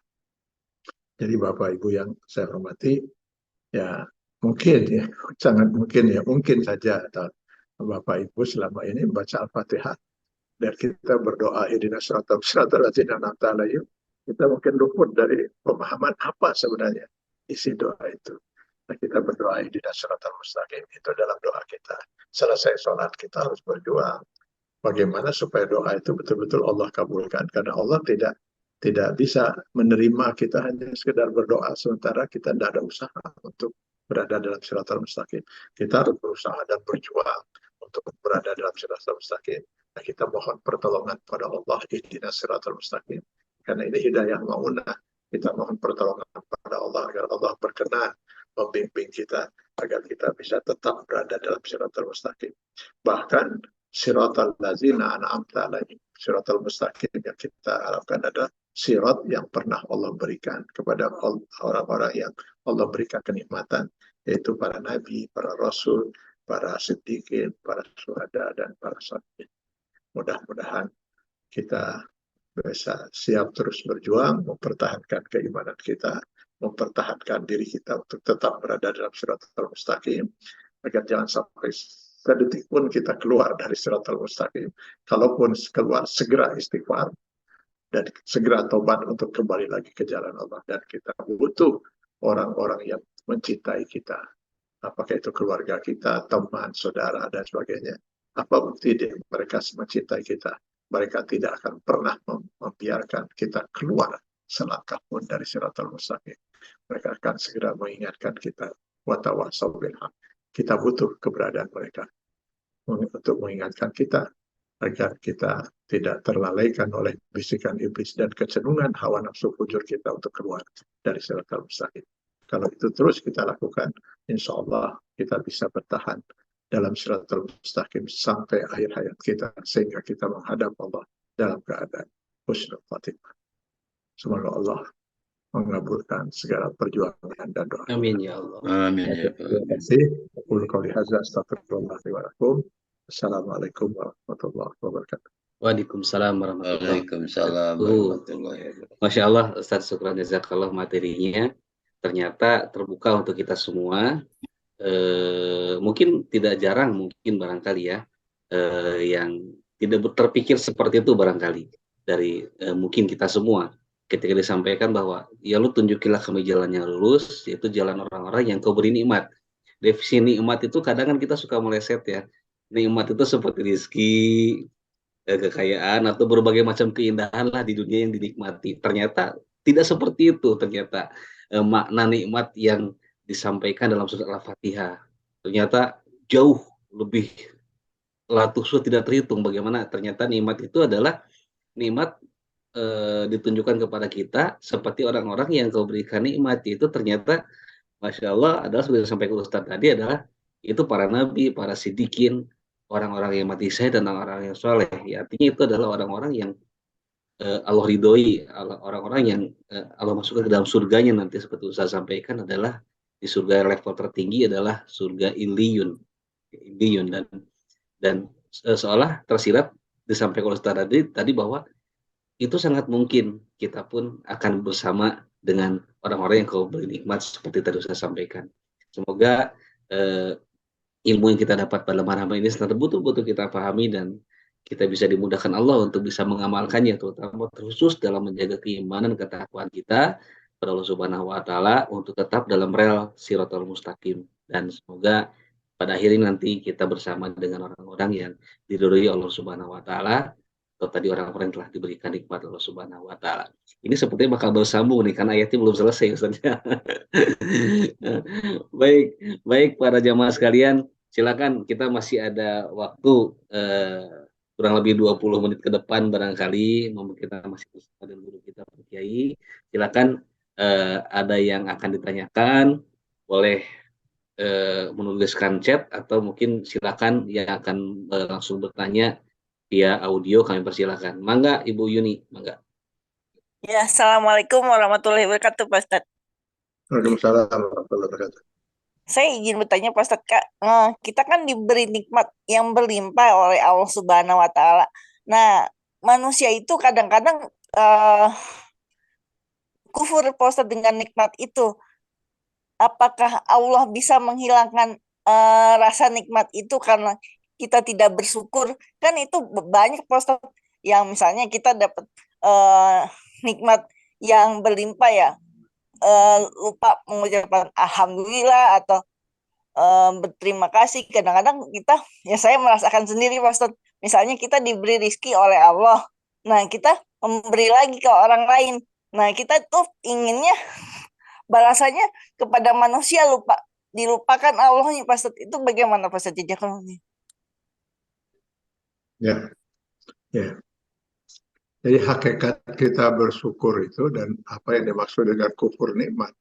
Hakikat kita bersyukur itu adalah kita mengoptimalkan kenikmatan yang kita dapatkan dari Allah Subhanahu wa taala itu untuk kita bisa hidup di jalan yang diridai Allah. Di jalan yang diridai Allah itu bisa dalam bentuk hablum minallah, kita gitu memanfaatkan nikmat itu untuk memperbanyak ibadah bagi kita. Katakanlah kita pergi melaksanakan ibadah haji, ibadah umroh, itu kenikmatan itu kita pakai untuk hablum minallah kita. Atau kita pergunakan itu dalam ibadah hablum minannas, menolong orang lain di jalan Allah, itu menolong anak yatim, membantu fakir miskin, membangun masjid, menolong membangun rumah sakit misalnya, dan semua hal yang bisa yang dianjurkan atau diwajibkan oleh Allah Subhanahu wa taala kita lakukan, itu sudah hakikat syukur. Hakikat syukur. Jadi karena Allah tidak butuh apa-apa dari kita gitu. Allah tidak butuh apa-apa. Jadi yang kita lakukan adalah untuk kepentingan kita sendiri. Nah, kepentingan kita sendiri itu ya itu dalam bentuk ibadah hablum minallah maupun ibadah dalam hablum minannas. Jadi itu sudah bersyukur. Jadi kalau kita mendapat kenikmatan lalu kita berikan itu kepada orang lain, itu sudah ibadah itu. Bahkan ibadah yang sangat mulia sekali dari Allah SWT. Mau kita berikan pada siapa lagi? Kita berikan kepada Allah, masa Allah mau kita berikan, tidak, kita berikan kepada sesama kita yang membutuhkan pertolongan dari kita gitu. Nah, itu sudah ibadah dari Allah. Yang dimaksud kufur itu, kufur nikmat itu adalah kita tidak mempergunakan karunia yang Allah berikan di jalan yang dari Allah, malah dipergunakan untuk maksiat misalnya, untuk berpoya-poya, dipergunakan untuk hal-hal yang tidak diridhai oleh Allah Subhanahu wa taala. Nah, itu berarti kufur, dia kufur nikmat. Jadi tasakur bin nikmah itu kita mengoptimalkan kenikmatan yang Allah berikan pada kita untuk kita bisa pergunakan sebagai jalan kita meraih ridha Allah. Itu sebenarnya intinya seperti itu. Kebalikan dari itu adalah kufur nikmat. Ya, kira. Baik, terima kasih Ibu Yuniati. Atas jawabannya. Assalamualaikum warahmatullahi wabarakatuh. Baik, untuk selanjutnya silakan Ibu Dr. Iva Akba, silakan. Terima kasih. Assalamualaikum warahmatullahi wabarakatuh. Saya pernah melihat bahwa pada kita sebaiknya membayar ayat 5 ya, jadi ayat 5 bahwa namanya untuk kita menguatkan supaya kita tidak terjadi fujur, yaitu mungkin mohon penjelasan lebih lanjut. Kemudian pada ayat 7 itu memang di sana kita bukan dari golongan yang dimurkai atau sesat. Itu biasanya diterjemahkan untuk kaum Yahudi dan untuk kaum Nasrani. Apakah itu betul? Kalau yang dicintai itu tadi sudah disampaikan oleh Pak Kiai ya, tapi yang selanjutnya yaitu yang dimurkai dan sesat itu kami baca atau sering mendengar dari ceramah-ceramah, tapi rasanya belum puas begitu ya. Itu mungkin jadi ada 2 pertanyaan untuk ayat yang 5 kaitannya untuk menjaga supaya kita terhindar dari kecenderungan fujur, dan kemudian pada ayat yang ke-7. Itu barangkali Pak Atian hatur nuhun. Enggak. Yang pertama mungkin supaya kita terhindar dari fujur, tadi kita sudah sampaikan bahwa harus ada upaya kita untuk bisa mengembangkan kecenderungan takwa. Ketika kecenderungan takwa muncul, kecenderungan fujur akan tenggelam, dia akan tenggelam. Jadi, tapi itu terjadi perang terus gitu, karena perang terus dan kemungkinan banyak orang yang kalah gitu, sehingga kecenderungan fujurnya yang muncul karena tadi pengaruh eksternalnya yang luar biasa gitu. Setan itu sampai diibaratkan oleh Rasul itu seperti darah yang mengalir dalam tubuh kita. Setiap detik dia mencari peluang apa saja yang bisa dia lakukan agar kecenderungan fujur kita yang muncul gitu. Sementara kecenderungan takwa pengaruh eksternnya kecil sekali gitu kan, kecil sekali. Kita malah diingatkan oleh orang, kita malah jadi kesal pada orang yang ingatkan. Ya, ada orang menasihati kita, tidak sedikit orang yang kemudian marah kepada orang menasihati. Padahal itu kita butuh itu, kita butuh nasihat, peringatan itu. Gitu. Itu salah satu cara agar kita bisa berkembang kecenderungan takwanya, bukan kecenderungan fujurnya adalah seperti yang saya katakan tadi, kita butuh setelah kita beriman dan beramal saleh, kita butuh terciptanya suasana tawasau bil haq, saling ingat mengingatkan dalam kebenaran. Jadi harusnya kita bersyukur pada Allah kalau kita punya pasangan hidup atau teman hidup atau siapa sahabat dan sebagainya yang tidak pernah dia itu rela kita itu sampai tersesat gitu. Dia akan terus mengingatkan kita, kita terus menasehati kita. Nah, kita butuh orang-orang seperti itu dalam hidup. Supaya ketika kecenderungan fujur itu muncul, ada orang yang mengerem kita gitu, mengingatkan hati-hati, kamu sudah keluar dari jalur, mau keluar dari jalur. Sehingga kita segera istighfar dan bertobat. Ya, itu ya. Di samping usaha secara pribadi ya. Lalu yang kedua, memang ini belum kita bahas itu dan akan kita bahas mungkin di pertemuan terakhir membahas Al-Fatihah. Ya. Siapa yang disebut maghdubi alaihim dan waladolin itu. Memang betul ada sebagian ulama berpendapat yang maghdubi alaihim itu Yahudi. Yaitu Yahudi dan Nasrani. Bani Israel pada waktu itu. Yang sampai dilaknat oleh Allah menjadi kera dan babi. Nah, apakah mereka itu dilaknat menjadi kera dan babi itu dalam arti berubah dari manusia menjadi kera dan babi? Ada sebagian ahli tafsir berpendapat seperti itu. Tapi pada umumnya para ahli tafsir berkeyakinan tidak, bukan itu. Tetapi mereka dilaknat oleh Allah memiliki sifat kera dan babi. Nah, itu nanti bisa kita buktikan dengan keberadaan orang-orang Yahudi yang hidup sekarang. Mereka memang maha benar Allah gitu, mewarisi sifat-sifat itu kalau kita perhatikan. Apa sifat kera dan babi nanti kita lihat. Walad dolin adalah orang-orang kafir pada umumnya yang tersesat. Ya, Baik, itu, jadi begitu Ibu Iva ya. Itu spoiler untuk pertemuan selanjutnya itu dari Pak Atian atau Selatian. Ya, tadi saya sudah sampaikan bahwa emang akan bersambung karena ayatnya memang belum ya, selesai itu sampai. nah, nanti juga kita akan membahas di ujung itu ada kata amin. Gitu. Apakah amin itu termasuk Al-Fatihah atau bukan? Kenapa kita membaca, kalau bukan termasuk dalam Fatihah, kenapa kita membacanya pada waktu sholat? Bahkan sebenarnya amin itu bukan bahasa Arab. Itu bahasa sisipan dari bahasa Ibrani. Dia bukan bahasa Arab.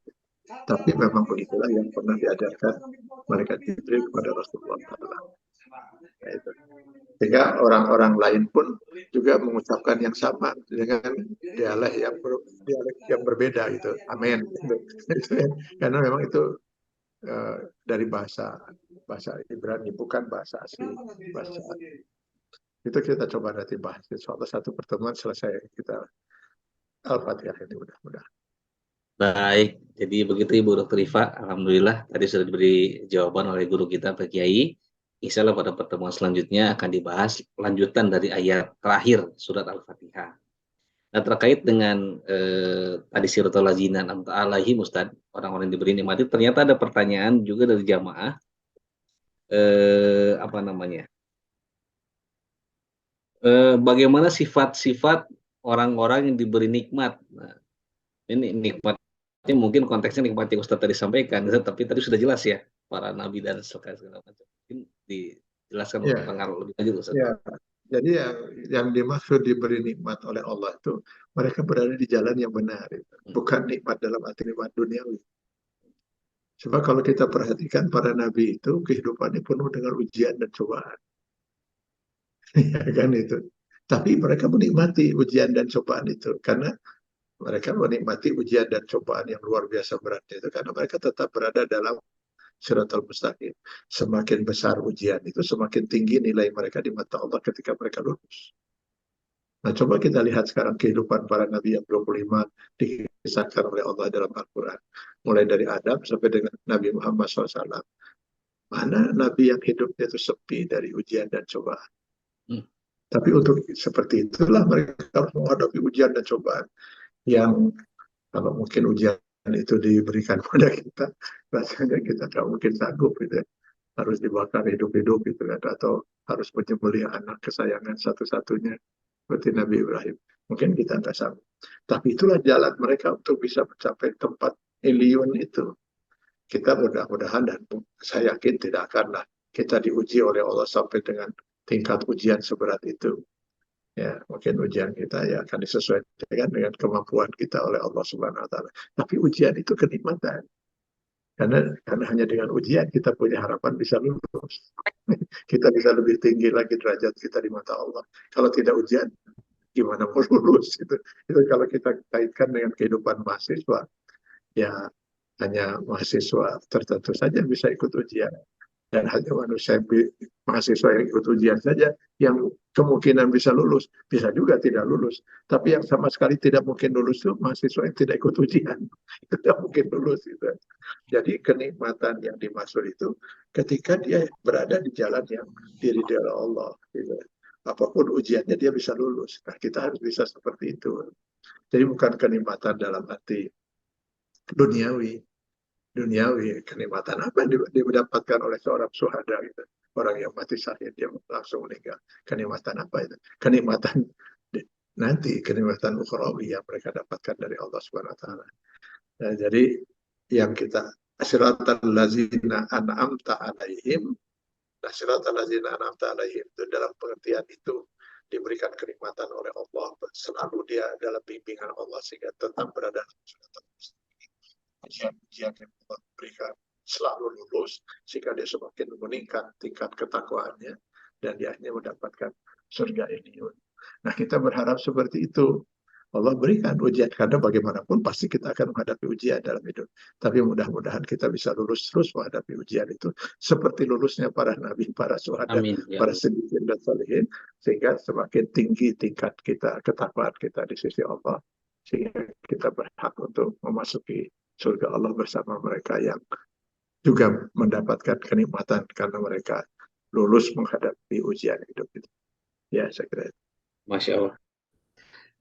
Izin Ustadz, saya jadi teringat ini mengenai materi Ihdinas Shiratal Mustaqim ini dan juga kaitannya dengan fujur dan takwa. Saya jadi berharap seperti ini Ustadz, seperti kita sering menggunakannya dalam handphone, itu ada Google Maps ya Ustadz ya. Kalau misalkan kita mau tidak tahu arah sebuah tujuan, kita suka tekan aplikasi Google Map dan kita tuliskan arah yang mau kita tuju. Dan kita diminta untuk mengikuti jalan yang diarahkan oleh si Google Map itu. Kalau kita salah, itu suka ada warning gitu. Anda telah melewati jalan yang salah, efeknya nanti akan waktunya bertambah sekian, bla bla bla gitu. Dan mudah-mudahan kalau kita juga salah jalan, hati kita juga seperti itu bekerja. Semoga Ihdinas Shiratal Mustaqim ini ketika kita cenderung kepada fujur barangkali semoga hati kita juga terus terikat kepada Allah Subhanahu wa taala dalam rangka tadi mencoba untuk berupaya diberikan jalan Allah seperti jalannya orang-orang yang diberikan nikmat Allah Subhanahu wa taala. Jadi ingat aplikasi Google Maps seperti kalau saya sering pakai Ustaz ya. Suka diingatkan itu. Kalau salah jalan itu diingetin gitu. Masya Allah. Ya, bisa dianalogikan ke sana. Bisa dianalogikan ke sana. Jadi ketika kita yakin bahwa Google Map itu akan membimbing kita kepada tujuan dengan jalan yang paling singkat. Shiratal Mustaqim itu jalan yang paling singkat. Garis lurus Shiratal Mustaqim itu adalah garis yang paling singkat untuk mempertemukan dua titik. Ketika kita ada dua titik, titik A dan titik B. Garis lurus itu adalah garis yang paling singkat. Makin dia tidak lurus ke atas dulu, itu makin panjang itu, makin panjang itu si garis itu. Kalau lurus dia cepat gitu. Nah, kita itu diberi oleh Allah jalan yang paling singkat untuk kita menggapai ridha Allah Subhanahu wa taala garis itu.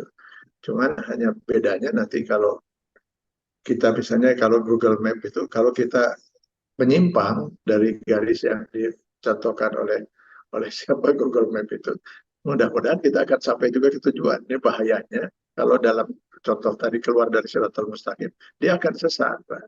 Iya. Walaupun hanya bergeser sedikit. Sekarang ini lurus, ini garis lurus gitu. Kita keluar dari garis itu. Biasanya keluar itu mungkin kita nggak terlalu jauh meninggalkan garis lurus. Tapi kalau keluar yang sedikit itu kita tarik, dia akan semakin jauh dari titik tujuan. Seperti ibaratnya seperti rel kereta api. Ketika kereta api itu akan pindah rel, dia tidak langsung pindah dengan 1 meter, 2 meter, terguling gitu. Dia akan berpindah mulai dari 1, 2, 3 mili, gitu. 1, 2, 3, 5 mili, gitu. Terus bertahap-tahap sampai hanya bisa sekian kilometer itu berpisah dari rel yang pertamanya. Maka itu yang diingatkan oleh Rasul. Jangan pernah kita menganggap enteng terhadap dosa sekecil apapun. Karena ketika dosa sekecil apapun tetap akan keluar dari rel Shiratal Mustaqim. Kalau itu kemudian dibiarkan, nah dia akan terus semakin jauh meninggalkan Shiratal Mustaqim, dan itu sangat berbahaya. Kita pasti akan semakin tersesat. Itu yang tadi kita diingatkan dengan istilah rona itu. Semakin maksiat itu dibiarkan, memang tadinya hanya titik kecil gitu, titik noktah hitam kecil. Tapi ketika itu semakin lama dibiarkan, dia noktah ini semakin besar itu, semakin banyak, akhirnya sudah meliputi si kecenderungan takwanya, sehingga sudah sulit sekali untuk masuk. Saya ambil contoh begini. Ketika orang tua membiarkan anaknya itu berbuat salah, gitu, karena sayang atau ginilah. Saya pernah punya pengalaman begini. Dulu saya punya seorang teman yang dia mengaku sendiri bahwa keislamannya itu diawali dengan naik haji, Pak. Jadi hidup dia selama ini jauh dari Islam. Tiba-tiba dia ingin naik haji. Sampai keluarganya juga kaget. Kenapa kalau haji? Sholat aja masih jarang gitu, bahkan sering bolosnya gitu. Tiba-tiba dia ingin naik haji. Rupanya memang kemudian dia dapat hidayah itu dari situ, Pak. Begitu dia naik haji, ini istri yang kedua, istri yang pertamanya sudah cerai gitu. Istri yang keduanya tuh masih belum masuk Islam. Masih ahli kitab, ya memang sudah seperti itulah kehidupan yang bersangkutan teman saya itu. Jadi ketika dia naik haji, berubah selama di tanah suci itu. Sampai dia telepon istrinya itu di Bandung. Nah, kira-kira 10 hari lagi saya sudah kembali ke tanah air. Kamu segera masuk Islam. Kalau nanti saya pulang, kamu masih belum masuk Islam. sudah gitu. Silahkan tinggalkan rumah. Nah, dia sudah berubah 180 derajat. Alhamdulillah istrinya itu terus masuk Islam. Dan sampai sekarang Alhamdulillah istrinya itu luar biasa keislamannya. Alhamdulillah. Gitu ya. Yang bersangkutan jadi sudah meninggal. Nah, ketika dia sudah masuk Islam, berubah. Pulang haji itu, yang bersangkutan berubah 180 derajat. Mulailah dia ingin memaksakan si anak itu untuk ya menjalani kehidupan seperti yang diharapkan oleh yang bersangkutan. Si anak-anaknya yang memang sudah dewasa itu kemudian mengatakan, cobalah ayah sabar sedikit itu. Ayah juga kan lama hidup dalam kejahilian kan, Pak. Ayah baru juga dapat itu. Itu memang agak susah. Karena si anak itu sudah terdidik dalam situasi yang saya katakan tadi. Mungkin sudah rona. Untuk dapat hidayah itu nggak mudah gitu. Itu perlu perjuangan yang luar biasa gitu. Maka Rasulullah dan Al-Quran mengingatkan, jangan pernah kita membiarkan kita dalam maksiat berlama-lama. Setiap kesalahan kita lakukan, segera kita tobat. Agar Allah menghapus noktah hitam itu dari kalbu kita, dari jiwa kita, dari kecenderungan takwa itu. Kalau tidak, itu akan sulit sekali. Sulit sekali untuk mendapat sinar hidayah, itu akan sulit masuk dalam jiwa yang sudah rona, itu sudah terselimuti oleh noktah-noktah hitam pekat ini. Nah, itu peringatannya. Jadi jangan pernah kita membiarkan diri kita dalam maksiat. Ini kan dosa kecil. Nah, dosa kecil itu kalau ditumpukan jadi banyak, jadi besar juga kan itu ya. Dan saya lebih suka untuk tidak memberikan istilah dosa kecil, dosa besar. Yakinkan saja dosa itu semuanya besar saja gitu. Sehingga kita tidak menganggap enteng terhadap dosa-dosa tertentu. Karena ternyata nanti kita lihat di dalam hadis, ada seorang wanita yang ahli ibadah, sholat, saum, sedekah, luar biasa. Akhirnya kata Rasulullah, wanita ini kelak nanti ahli neraka. Nah, terkejutlah sahabat yang bertanya dan Aisyah istri Rasulullah. Ketika ditanyakan pada Rasulullah, apa penyebabnya Rasulullah? Dia suka menyakiti hati tetangganya dengan lidahnya. Ya, mungkin suka ngomong apa gitu pada tetangganya sakit hati. Mungkin kita bisa menganggap itu dosa kecil gitu kan. Tapi ternyata itu dosa besar. Yang dosa itu nggak bisa diimbangi oleh ibadah, sholat, saum, sedekahnya yang luar biasa dari wanita. Jadi saya lebih cenderung tidak pernah mengatakan ini dosa kecil, ini dosa besar. Harus kita yakini saja semua dosa itu jangan pernah kita lakukan itu. Yang janat yang kita anggap kecil itu malah jadi besar di mata Allah. Bukankah ada seorang wanita, kata Rasulullah, masuk neraka hanya karena menjolimi seekor kucing? Nah, itu juga menjolimi binatang saja sudah luar biasa dosa besarnya, sehingga kata Rasulullah wanita itu akan masuk neraka jahanam. Jadi lebih baik ya, kita tidak mengklasifikasikan ini dosa kecil, dosa besar. Semua dosa harus kita hindari, dan kalau seandainya kita tergelincir melakukan dosa, segera bertobat. Wasari wa ila maghfirah. Segera bertobat supaya itu segera dihapus oleh Allah, sehingga tetap bersih, sehingga kita kemungkinan untuk tetap berkembang kecenderungan takwa kita. Semoga Allah membimbing kita. Amin. Baik Ustaz, terima kasih Ustaz. Izin Ustaz, ada satu pertanyaan terakhir mungkin ya saya jadikan pertanyaan pamungkas saja di malam ini karena waktu. Hanya mohon izin Ustaz, pertanyaan di luar topik ini Ustaz, tapi memang berkaitan dengan surah Al-Fatihah karena ini pelaksanaan sholat Ustaz. Dari Dr. Suwardi, beliau bertanya, jika masalah fikih Ustaz ini, jika kita sedang sholat Jumat berjamaah di tempatnya saf depan, lalu kita batal, katakanlah kita keluar angin barangkali begitu, kita mau keluar susah karena kita berada di saf di depan sampai selesai. Lalu bagaimana sikap kita, dan nanti ketika kita mengganti, apa kita sholatnya zuhur 4 rakaat atau 2 rakaat seperti sholat Jumat? Terima kasih. Ya, kalau kita sebenarnya batal dalam sholat, misalnya, dan tidak memungkinkan kita untuk berwudu, ya tidak memungkinkan kita berwudu, maka kita bisa melanjutkannya dengan tayamum. Kita bisa tayamum pada waktu itu, ambil saja dari baju kita, lalu kita tayamum, lalu lanjutkan sholat kita. Lanjutkan sholat kita. Nah, hanya nanti ada dua pendapat. Ada yang mengatakan kita harus menganggap itu awal sholat kita. Jadi kalau kita batalnya di rakaat kedua, gitu kan, nah, berarti kita hanya dapat 1 rakaat. Kita harus nambah lagi 1 rakaat. Ada lagi yang mengatakan tidak, lanjutkan saja selama kita belum terpotong oleh ucapan, kalimat, dan lainnya di luar sholat. Seperti mereka menganalogikannya dengan kita sedang tawaf. Karena sama-sama tawaf itu syaratnya harus dalam keadaan suci. Gitu. Harus dalam keadaan berwudu. Toh ketika kita tawaf, kemudian batal di putaran ketiga misalnya. Kalau kita mau keluar, kemana kita keluar untuk berwudu lagi, sulit lagi. Gitu. Apalagi kalau kita dalam rombongan. Kita takut terpisah dari rombongan dan sebagainya dan seterusnya gitu ya. Maka kita bisa bertayamum. Dan itu tidak berarti kita harus mengulang lagi dari tawaf pertama, putaran pertama. Ya, jadi kalau batal misalnya di putaran ke-6, kita mulai lagi dari putaran pertama, nanti baru batal lagi di putaran 5, mulai lagi dari putaran pertama, jangan tawaf kita nggak selesai gitu. Ya, jadi tinggal kita lanjutkan saja. Dan itu benar, ada pendapat seperti itu.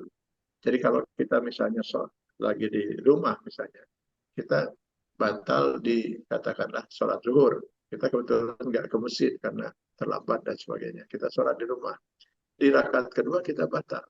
Kita boleh pergi ke kamar mandi, kemudian melanjutkan berwudu dan melanjutkan sholat itu untuk menyempurnakan menjadi 4 rakaat tanpa harus mengulang dari awal. Pendapat itu jelas kuat, pendapat itu. Tapi kalau kita merasa rasanya konsentrasi kita sudah terputus gitu kan, sudah terputus dengan pergi kamar mandi ambil air wudhu, nah itu ya sudah diulang saja dari pertama, itu lebih aman misalnya kita lakukan itu. Itu pun yang yang tidak perlu diulang itu kalau kita ke kamar mandi dan lain sebagainya itu tidak kemudian mengeluarkan ucapan di luar bacaan sholat. Tapi kalau kita kemudian ke kamar mandi lalu ada orang yang menegur kita gitu kan, kenapa batal sholat? Iya, saya batal dikentut. Ya, sudah, itu sudah harus diulang dari awal kalau itu, karena sudah ada kalimat lain di luar bacaan sholat. Selama belum ada kalimat lain di luar bacaan sholat, gerakan itu tidak membatalkan sholat. Ambil contoh, Rasulullah SAW pernah sedang sholat di rumah. Tiba-tiba istrinya Aisyah datang dan rupanya pintu terkunci. Jadi akhirnya Rasulullah berjalan menuju pintu itu dan membukakan pintu itu kepada Aisyah. Lalu beliau mundur lagi dan melanjutkan sholat. Jadi gerakan itu tidak membatalkan sholat. Kalau gerakan itu gerakan yang terpaksa dilakukan. Seperti orang dalam perang, dia bisa bergerak kemana-mana, itu tiarap dan sebagainya, nembak dan terus sambil sholat, bisa dia lakukan itu. Atau misalnya kita punya barang, kita taruh di depan kita, atau kita misalnya ada anak cucu di depan kita, gitu. Lalu anak cucu kita kemudian ternyata megang pisau atau apa gitu. Nah kita selamatkan dulu, jangan nyalakan sholat dulu. Mungkin nanti berbahaya itu sekali untuk anak cucu kita. Selamatkan saja dulu, taruh pisaunya di mana, lanjutkan sholat.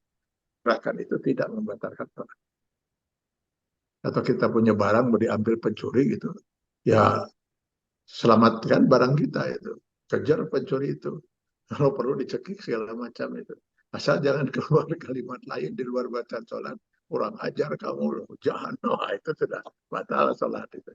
Selama tidak keluar kalimat-kalimat di luar bacaan sholat, kita tidak batal sebenarnya sholat karena gerakan-gerakan itu.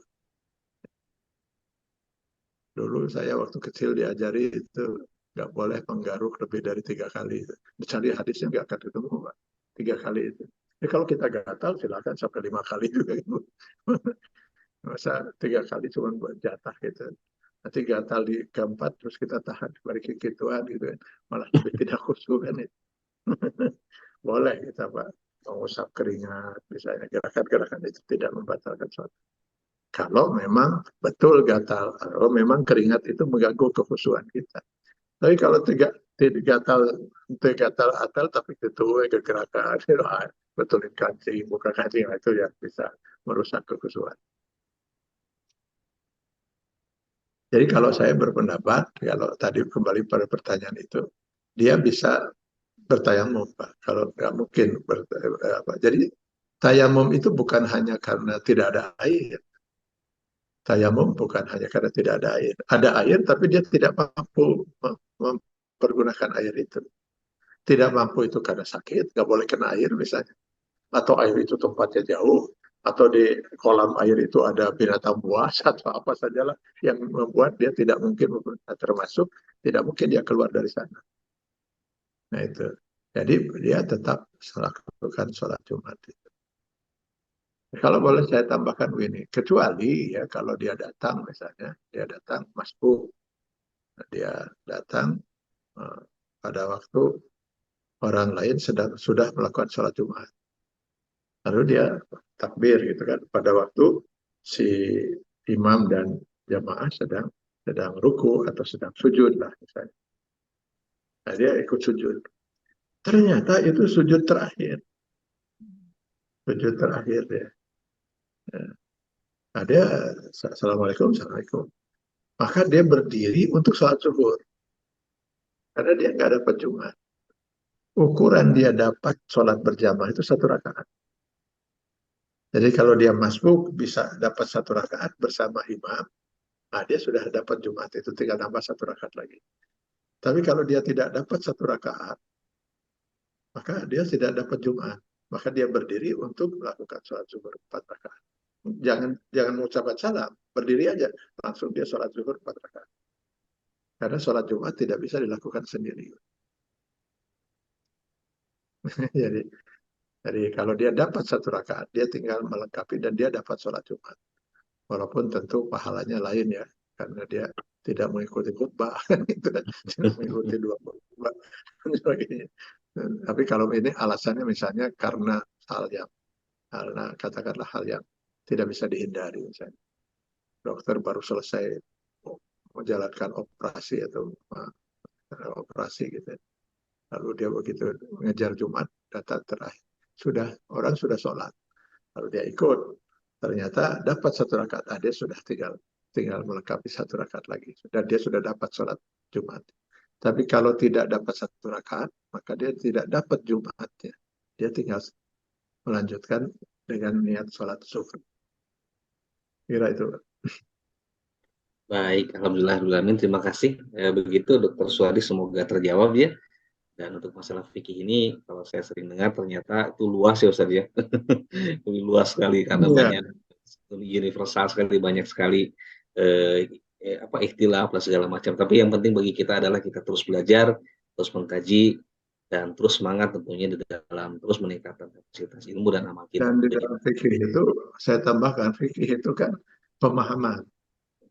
Kalau sudah masuk fikih itu pemahaman, berarti itu ijtihad para ulama. Jadi ijtihad para ulama itu melahirkan ilmu fikih. Jadi kalau kita sudah berbicaranya fikih, itu berarti hasil ijtihad. Jadi di situ berarti ada perbedaan nanti di antara satu pandangan ulama mazhab dengan pandangan mazhab yang lain. Nah, nanti sangat berbeda. Misalnya tadi kalau mazhab Syafi'i misalnya, asal bersentuhan saja pria dan wanita itu batal. Nah, itu ketika nanti sedang tawaf, sulit sekali itu dihindari tidak terjadi sentuhan dengan jemaah ketika sedang banyak itu. Nah, itu gimana? Baru sekian langkah sudah batal lagi. Sudah batal lagi. Berarti itu nggak mungkin lah kalau harus berwudu. Bahkan banyak yang bermazhab Syafi'i ketika sampai di Mekah waktu tawaf ikut Hanafi dulu lah katanya. Yang bersentuhan enggak. Karena susah melaksanakan. Jadi itu pendapat lah. Pendapat. Jadi kalau sudah masuk ke dalam kitab fikih itu, yang membatalkan itu Imam Syafi'i asal bersentuhan batal. Imam Hanafi mengartikan sentuhan itu adalah bahasa lain dari hubungan suami istri. Karena bahasa Al-Quran itu bahasa yang sangat halus. Menurut beliau, yang dimaksud dengan aula mastumun nisa itu, lamasa itu dalam arti hubungan. Jadi kalau hanya bersentuhan, apalagi tidak ada pengaruhnya, tidak batal. Imam Maliki berpendapat lain lagi. Sebenarnya yang membatalkan itu adalah pengaruhnya. Jadi kalau seandainya tidak terjadi sentuhan, hanya seorang pria pas dia lagi bengong itu lewat seorang wanita, tiba-tiba ada pengaruh dalam diri dia, ser gitu kan, melihat wanita, sudah batal wudunya, katanya Malik. Jadi luas sekali kalau sudah pendapat para ulama, dan kita tentu menghargai masing-masing pendapat. Ini kan mereka adalah ulama mujtahid yang luar biasa, artinya mereka punya dasar untuk saling berpendapat seperti itu. Ya, saya kira. Baik, terima kasih Ustadz atas paparannya, ilmunya pada malam hari ini. Dan sepertinya kita sudah tiba di penghujung waktu. Mohon izin Ustadz sebelum ditutup untuk memimpin doa untuk kita semua. Ustadz. Baik, Bapak dan Ibu sekalian, mumpung kita masih bersama-sama gitu ya. Inilah salah satu hikmahnya kalau kita berdoa bersama, Pak, gitu ya. Jadi Allah melihatnya kebersamaan kita, Pak. Mungkin dari 100 orang itu tidak semuanya doanya itu dikabul oleh Allah gitu. Jangan-jangan dari 100 orang itu cuma 1-2 orang saja yang patut doanya dikabul, tapi akhirnya jadi dikabulkan untuk semua gitu. Nah, itu untungnya kita kalau sholat doa bersama. Karena itu marilah kita sama-sama berdoa, mudah-mudahan Allah berkenan mengabulkan doa dan harapan kita. Bismillahirrahmanirrahim. Alhamdulillahirabbil alamin. Wassalatu wassalamu ala asyrofil anbiya wal mursalin wa ala alihi washabihi ajmain. Allahumma innaka afuwwun karim tuhibbul afwa fa'fu anna ya karim. Allahumma ighfir lana wa liwalidayna warhamhuma kama rabbayana shighara wadkhulhuma fi jannatika na'ima ma'asy-syuhada'i was-salihin wa ma'a nabiyyikal mursalin birahmatika ya arhamar rahimin. Allahumma ighfir li abaina wa li ummahatina wa li ajdadina wa li jaddatina wa li kulli masyayikhina wa li jami'il muslimina wal muslimat wal mu'minina wal mu'minat al ahya'i minhum wal amwat innaka karimun mujibud da'wat ya rabbal alamin.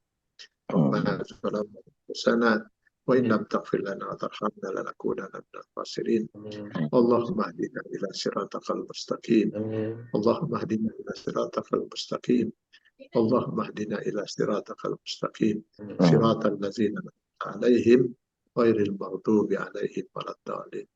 ربنا آتنا في الدنيا حسنة وفي الآخرة حسنة وقنا عذاب النار وادخلنا الجنة مع الأبرار يا عزيز يا غفار يا رب العالمين. اللهم ربنا تقبل منا إنك أنت السميع العليم وتب علينا إنك أنت التواب الرحيم. سبحان ربك رب العزة عما يصفون وسلام على المرسلين والحمد لله رب العالمين. Alhamdulillahirrahmanirrahim. Terima kasih Ustadz doanya. Insya Allah Allah mendengar doa kita semua dan mengijabah doa untuk kita semua. Dan terkait ilmu yang sudah kita dapat pada malam hari ini, semoga Allah mudahkan kita untuk dapat memahami dan juga kita berdoa terus pada Allah Subhanahu Wa Taala untuk dapat mengamalkan ilmu-ilmu yang telah kita dapat, khususnya pada yang kita dapat pada malam hari ini, yaitu ihdinas siratal mustaqim siratal ladzina an'amta 'alaihim.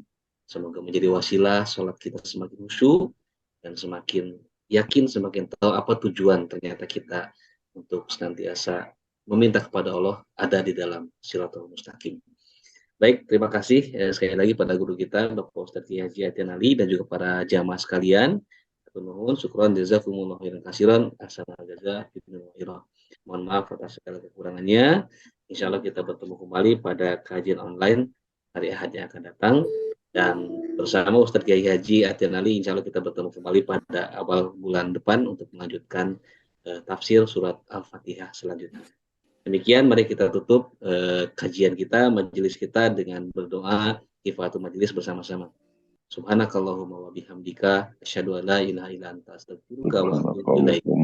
Alhamdulillahirabbil alamin, billahi taufiq wal hidayah. Assalamualaikum warahmatullahi wabarakatuh.